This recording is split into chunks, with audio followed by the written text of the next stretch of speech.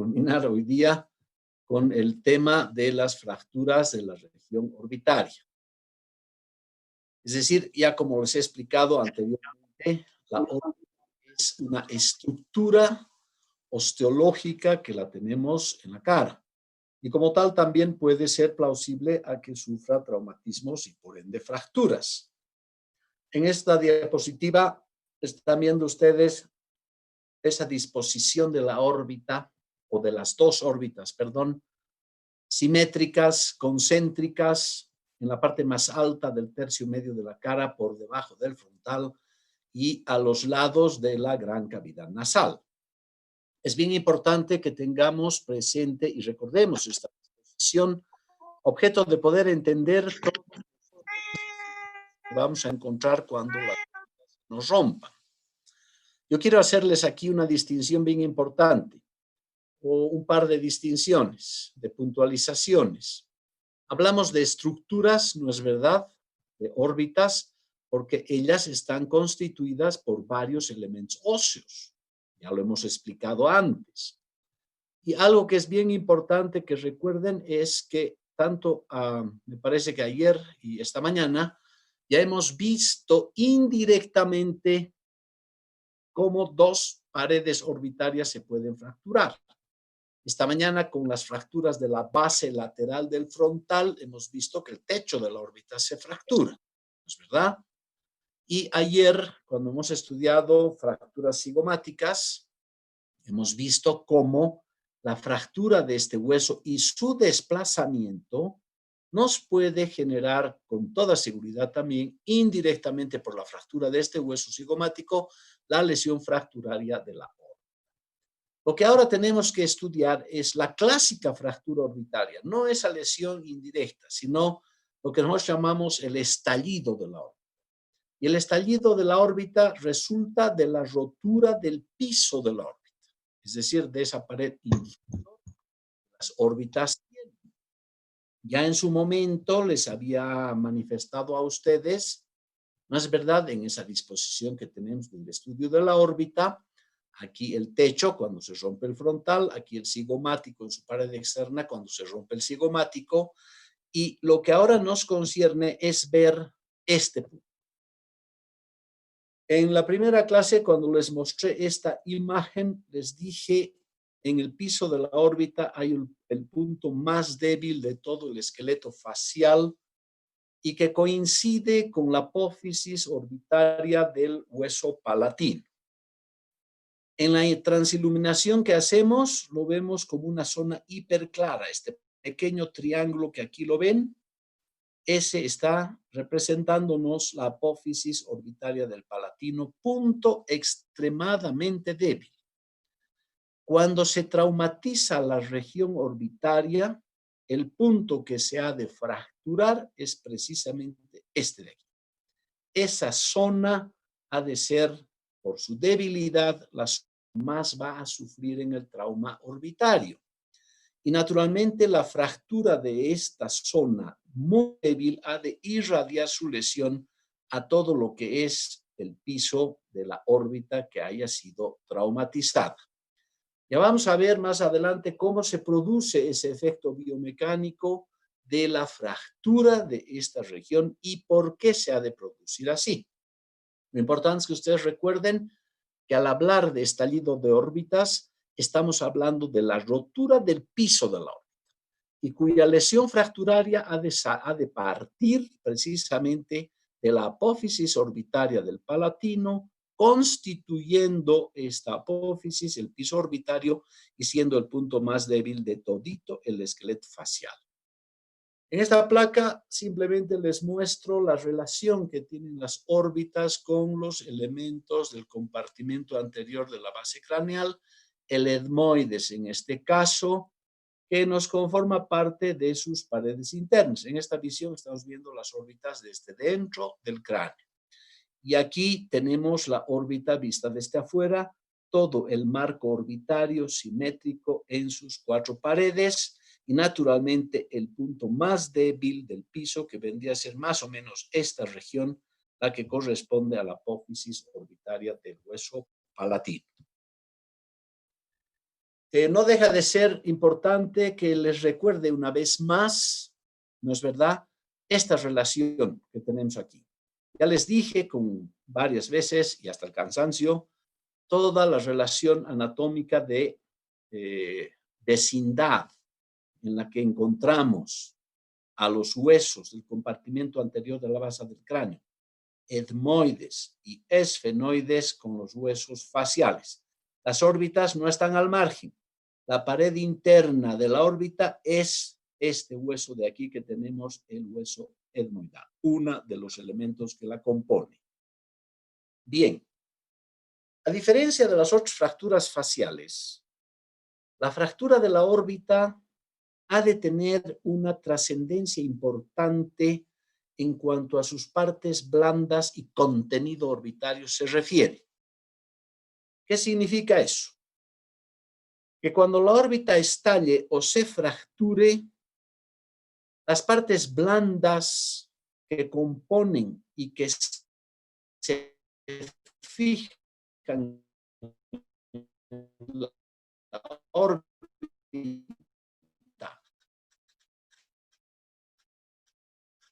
o que se encuentran dentro de ella nos van a exponer más que nos van a permitir establecer el diagnóstico de esta lesión. Empecemos por esto. Aquí ven ustedes el párpado superior y abajo el párpado inferior. Son anexos de las órbitas, anexos del globo ocular, del aparato de la visión, los párpados. Ambos párpados, el superior y el inferior, se encuentran unidos en sus extremos externo e interno por unos tendones fibrosos, los tendones cantales, que se insertan en la pared interna ósea y en la pared externa, también ósea, correspondiente al cigomático en este caso. Bueno, si ustedes se fijan, ambos tendones están prácticamente unidos, insertados en sus marcos óseos a la misma altura, con lo cual la apertura palpebral, en este caso, es horizontal. Ocluyes los párpados y tenemos el punto de unión de ambos párpados como una línea más o menos horizontal.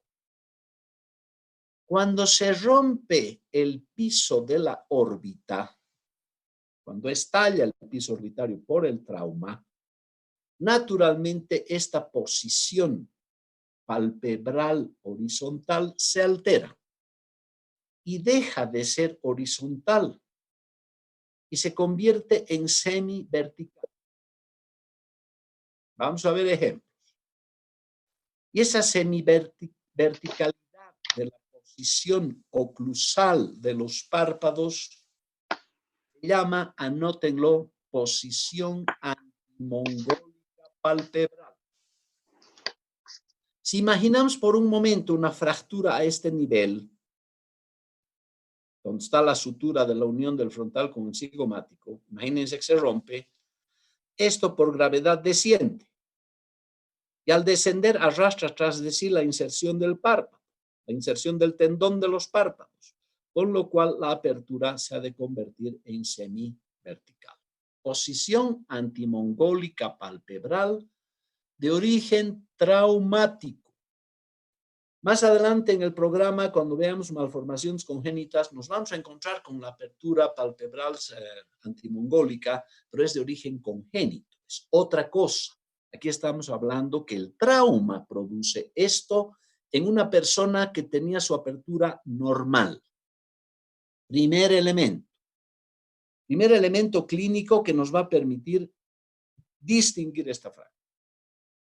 Segundo elemento, el contenido de la órbita. Sabemos que el contenido orbitario es el globo, sus músculos y anexos que le permiten los movimientos oculares y la presencia de grasa o tejido adiposo periocular que ha de permitir los movimientos del globo dentro de la cavidad.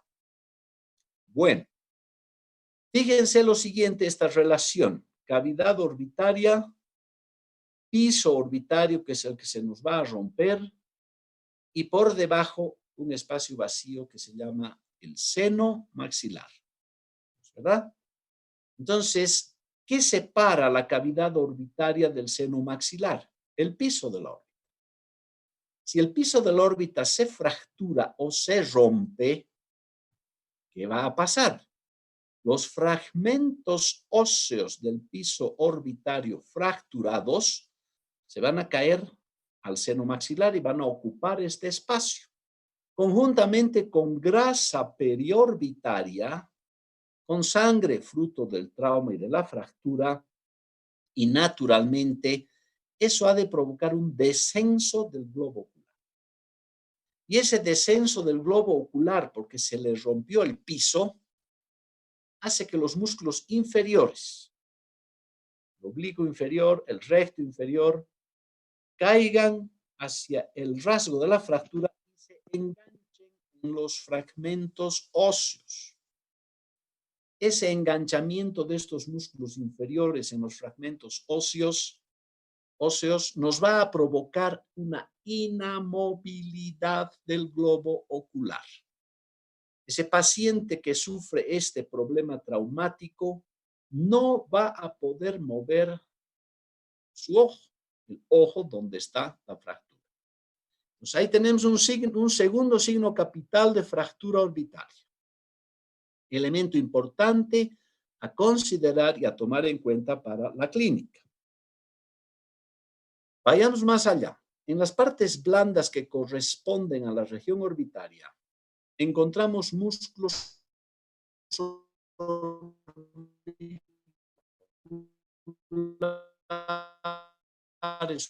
llenos, muy bien irrigados en forma multidireccional, sensitivos y motores. De tal suerte entonces que el traumatismo de esta región nos va a provocar una hemorragia importante, un sangrado importante, sangrado que no solamente nos va a generar una equimosis conjuntival, sino también se nos va a meter detrás del globo ocular a la cámara retrovulvar, como vamos a ver más adelante. Bueno, con esa introducción relativamente rápida de lo que es la anatomía de la zona, para que entiendan la clínica, podemos más o menos definir las características de esta fractura. Las fracturas del piso de la órbita o del estallido del piso orbitario, también llamadas fracturas en blowout, un término inglés que se lo usa frecuentemente, ¿no es verdad? Se caracterizan por ser producidas por traumas de acción directa. Si yo quiero romper y fracturar una órbita en su piso, tengo que golpear la órbita. El traumatismo debe ser directo a la región orbitaria.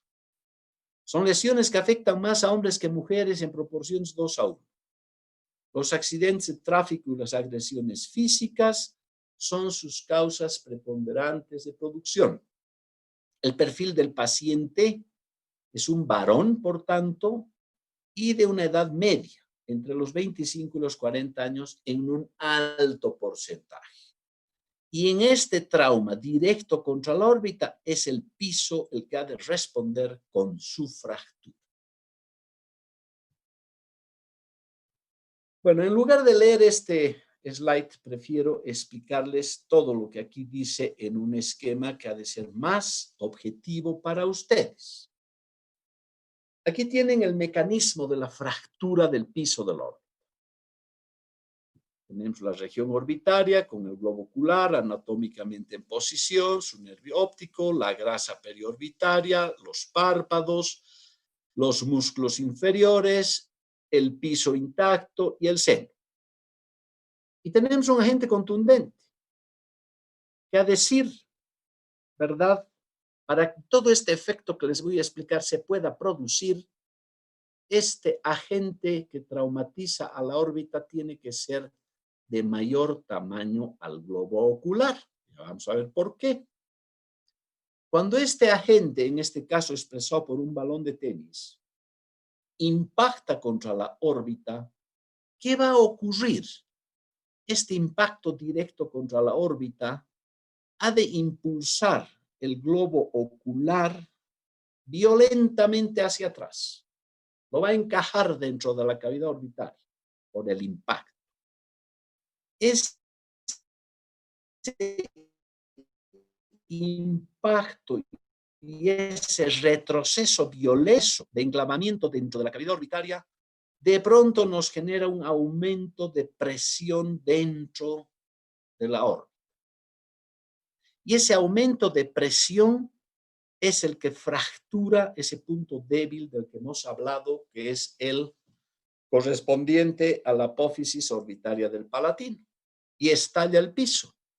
Y el rasgo de fractura se extiende prácticamente a todo el piso. Comprendan ustedes que los huesos que componen el piso orbitario son demasiado finos, son comparables a la cáscara de un huevo, de tal suerte entonces que ese rasgo fracturario se va a irradiar a todo el piso. Rompiéndose el piso orbitario, todos sus fragmentos óseos, junto con grasa periorbitaria y sangre, efecto del trauma, caen hacia abajo al seno maxilar o antro de Haimoro, como también se llama. Si el piso se rompió, naturalmente que el globo ocular también desciende. Vale decir, en este impacto, en este violento traumatismo, dos movimientos va a hacer el globo ocular como fruto del golpe: retroceso y descenso. ¿Eso qué nos va a producir? El violento retroceso del globo ocular y su enclavamiento en el fondo de la cavidad orbitaria va a arrastrar tras de sí al párpado superior, con lo cual nos va a dar una imagen de un aumento del tamaño del surco palpebral superior, como vamos a ver en una fotografía.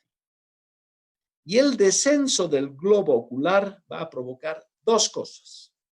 Primero, estos músculos de acá, los inferiores, se van a enganchar en los rasgos de la fractura, inmovilizando e impidiendo el movimiento del globo ocular. Tu paciente no va a poder mover su globo ocular. Tú le vas a señalizar con un puntero y el lado sano, el ojo sano, va a seguir tu lápiz. Este no, este es inmóvil, es estático. Ahora bien, si esos dos movimientos se han producido en el globo ocular como efecto del impacto de la pelota, de este balón, es decir, retroceso y descenso, eso nos altera los ejes de la visión. Y esa alteración de ejes de visión por estos movimientos que realiza el globo ocular, nos van a dar como resultado la diplopía, visión doble. Visión doble de origen traumático, porque hay otra diplopía que en oftalmología van a llevar seguramente, que es la de origen central. Aquí no, aquí esta diplopía es traumática. ¿Quién y qué la genera? Los movimientos de retroceso y de descenso del globo ocular que nos alteran los ejes visuales. Entonces, todo este efecto es la cinemática del traumatismo del estallido de la órbita. Y noten ustedes el ocupamiento del seno maxilar, abundante sangrado procedente de las enormes cantidades de arteriolas que existen en los párpados y probablemente colección sanguínea en este espacio retrovulvar que tenemos aquí atrás. Bueno, el diagnóstico clínico, muchachos, prácticamente ya lo hemos hecho con el análisis anatómico y toda la cinemática del trauma. Debe haber para nuestro diagnóstico antecedente invariable de traumatismo. No es posible la fractura espontánea de un órbita. Para que la órbita se rompe y estalle, ha tenido que ser golpeada, ha tenido que sufrir un trauma. En nuestro diagnóstico clínico, los pasos que siempre vamos a seguir: la inspección, la palpación, y aquí percusión no cabe. Pero la inspección, lo más llamativo ha de ser esto: la distopía oculo-orbitaria. No se olviden que esa órbita ha estallado, se ha vuelto más grande. El globo ocular queda en disarmonía con su continente. Es un globo ocular que está como bailando dentro de la órbita. No se corresponden en proporciones de tamaño. Naturalmente ha de haber equimosis monocular por ese sangrado abundante que hemos visto que existen muchas arterias en esa región, arteriolas pequeñas, edema, inflamación, hematomas, y ojo con los hematomas, han de haber aplanamientos. Si nosotros palpamos, hemos de notar los crépitos, ¿no es verdad? Entonces, son los pasos del diagnóstico clínico a seguir para establecer el diagnóstico. Aquí tenemos un resumen de toda esa clínica. Ese enoftalmus es un término que significa globo ocular hundido. Ya hemos visto por qué se hundió. El impacto del balón hizo que el globo ocular retroceda y descienda. Entonces, ese enoftalmus es lógico que aparezca después del traumatismo. Ojo hundido. Existe un aumento del surco palpebral superior porque el enoftalmus arrastra tras de sí al párpado. El globo ocular al retroceder en la cavidad orbitaria arrastra al párpado superior y lo hunde. La posición antimongólica palpebral existe, es decir, esa posición semivertical de la apertura de los dos párpados.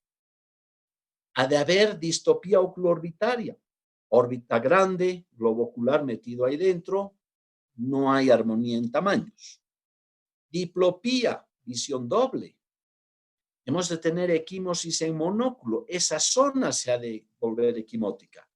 E inamovilidad del globo ocular por trabamiento de sus músculos que se enganchan en los rasgos de la fractura. Bueno, aquí tienen ustedes eso. Este es un paciente característico de un estallido del piso de órbita. Es un señor que venía desde Potosí a Sucre en un vehículo, sufre accidente, un trauma y le estalla la órbita. Lo evacúan al hospital Bracamonte de Potosí, se limitan a hacer las suturas de las heridas, hay muchas heridas en esta cara, probablemente no se percatan del estallido orbitario por los edemas que había que camuflan todo esto. Semanas después viene a Sucre y nos encontramos con esta visión. Noten ustedes todo lo que hemos mencionado. Fíjense ustedes, semiverticalidad de la apertura palpebral, horizontal en el lado sano, aquí semivertical, posición antimongólica palpebral. Noten ustedes el aumento y la profundidad del surco palpebral superior. Aquí el sano, aquí el traumatizado. Globo ocular hundido, descendido. Este globo ocular está mirando de frente a la cámara que toma la foto. Este mira para arriba. ¿Eso qué significa? Inamovilidad del globo ocular. Con toda seguridad, visión doble en este lado. Esta es la característica fractura por estallido del piso de órbita. Así se la ve. Aquí tenemos una otra paciente. Y este es un caso interesante, por un criterio que debemos aprender a manejar. Lo mismo, un violento accidente en la región orbitaria. Pierde el globo ocular la paciente. Esta ya es una prótesis de vidrio. Bueno, miren ustedes la posición antimongólica, aumento del surco palpebral, la mala posición de la prótesis no es contenida dentro de una órbita muy grande. ¿Qué es lo que se hicieron en anaplastología? Cada vez le ponían una prótesis más grande a la paciente, con la intención de que compensaran esa distopía oculorbitaria. Es decir, dijeron, si nuestra órbita es grande, aumentemos el tamaño del globo y santas pascuas. No ocurre así. El problema no está en el tamaño del globo, está en el estallido del piso. Entonces, cuando reviertes el estallido y corriges la fractura del estallido del piso, todos estos elementos que estamos viendo aquí clínicos se van a revertir. Aquí hay deformidad, hay dolor, hay fractura. ¿Qué tenemos que hacer para ver estas lesiones? Ya les he dicho, la clínica nos permite sospechar de un diagnóstico, pero no nos lo confirma. Hagamos imágenes. ¿Cuáles vamos a hacer? Fundamento nasoplaca, proyección de Batters nos sirve porque nos permite ver las 4 paredes de la órbita. Pecho, pared interna, piso, pared externa. ¿Verdad? Esta placa ya la hemos visto, porque había una fractura nasal también. Pero comparen ustedes el reborde orbitario inferior del lado sano con el reborde orbitario inferior del lado traumatizado. Hay un fuerte estallido del piso orbitario, hay una movilización incluso del cigomático, hay un agrandamiento de la órbita, es más grande que la contralateral, hay un llenado del seno maxilar, ¿con qué? Con sangre y probablemente restos, pues, de los rasgos fracturarios del piso. Tomografías, que son lo más usual para estos severos casos traumatizantes del estallido de la órbita. Pared externa, piso estallado. Y aquí hay una cosa bien importante que también tenemos que tomar en cuenta. Fragmentos detrás del globo ocular. Y no solamente fragmentos óseos, sino también colecciones sanguíneas. Restos de sangre, del sangramiento que ha habido, que se han coleccionado por detrás del globo ocular. Se han vuelto, es un hematoma retrovulvar que se llama. Y eso nos produce el efecto contrario de lo que les he dicho. Les dije, el globo ocular, cuando estalla la órbita, se mete para adentro. Se produce un enoftalmos. Aquí estamos encontrando lo contrario, un exoftalmos. Comparen ustedes el reborde orbitario del trauma y el reborde orbitario contralateral sano. Obviamente, este está más afuera que el otro. ¿Por qué ese efecto? Cuando debería ser al revés, por el contenido sanguinolento y de fragmentos óseos que se han metido en la cámara retrovulvar y están impulsando el globo hacia afuera. Eso es un alto riesgo. Este hematoma retrovulvar diagnosticado debe ser inmediatamente drenado. De otro modo, nos comprime y nos lesiona el nervio óptico y como consecuencia ceguera definitiva. Tratamiento de esta lesión. Obviamente, la urgencia. A, B, C del trauma facial. Vía aérea, hemorragia, estado de choque. Conciencia del paciente. El paciente pone en riesgo su vida por el trauma, no por la fractura. Entonces, la urgencia es el trauma. Ese hematoma retrovulvar es urgente en su drenado. Obviamente, la fractura lo produjo, pero no es urgente reducir la fractura, es urgente drenar el hematoma. ¿Cómo se hace el manejo? Naturalmente quirúrgico, no hay otra opción. Si nos quedamos con tiempo y se corta, nos conectamos otra vez. Aquí el problema está en que tienes que reconstruir un piso orbitario y para eso no puedes unir fragmentos pequeños, muy finos y delgados. Vas a tener que reemplazar el piso fracturado con una prótesis, silicona, silastic, mallas de titanio. Eso es lo que corresponde. La reducción entonces se la hace generalmente inmediata o tardía. Incluso puedes hacerla varias semanas, meses después del trauma. Siempre quirúrgica. Inmovilización no hay necesidad porque es una prótesis la que estás poniendo. ¿Cómo accedemos? Normalmente por una incisión palpebral inferior para llegar hasta el piso orbitario. Aquí tienen una fotografía, se ha hecho la incisión en el reborde orbitario. Quiero señalarles algo. Esta incisión no llega a los cantos interno ni externo y cuidado porque aquí está la vía lagrimal. No la puedes cortar.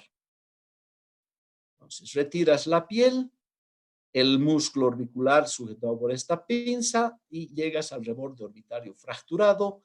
Elevas con un elevador el globo ocular.